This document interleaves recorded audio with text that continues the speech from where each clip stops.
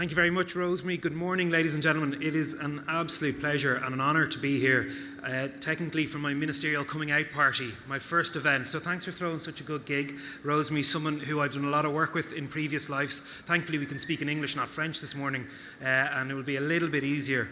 And it is a huge honour for me to launch these showcase talks, which are going to be a really key part of the events over the next few hours today and indeed tomorrow. I think what is happening here, the excitement, the buzz in the RDS, not just for the hundreds of exhibitors, but the over 4,000 buyers that have come from all around the world, is a real testament to not just what the work that's being done by Rosemary and her team, and particularly Mary Palmer as chair, but the excitement that's in the Irish economy and the potential that is particularly I see as important in my role, because I look after the area of retail, of small business, but also employment. This is how we create more and more jobs across the country. And one of the key aspects that we're going to be talking about, obviously in such detail this morning, is the whole area of the circular economy. Now, I know it gets tricky. Don't let the eyes glaze over. We're not going to have a 2-hour in-depth discussion about the climate crisis and how it's impacting the world.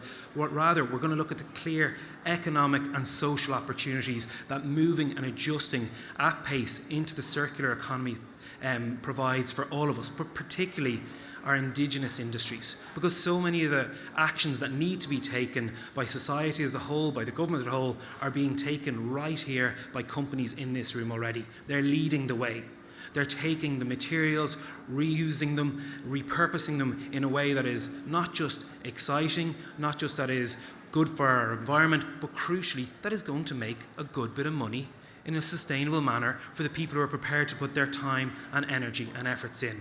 So we're going to see an awful lot of policy measures over the next couple of years, over the next couple of months, to really support those businesses. And that can be in the fashion sector, in the craft sector, and everything else go in. So rather than having me going on for too long, I will just, on behalf of the government, want to thank you all so much for giving up your time, not just here today, but more roundly in putting so much energy into this sector and this aspect of the sector. These talks are a really important part of it. We're going to have 4 brilliant speakers up first and another couple through the day, and I know that you're all going to get so much out of it, and it's so important that we really push that ahead. So without further ado, I'm delighted to officially open the Showcase Talk series and hand over back to you, Rosemary.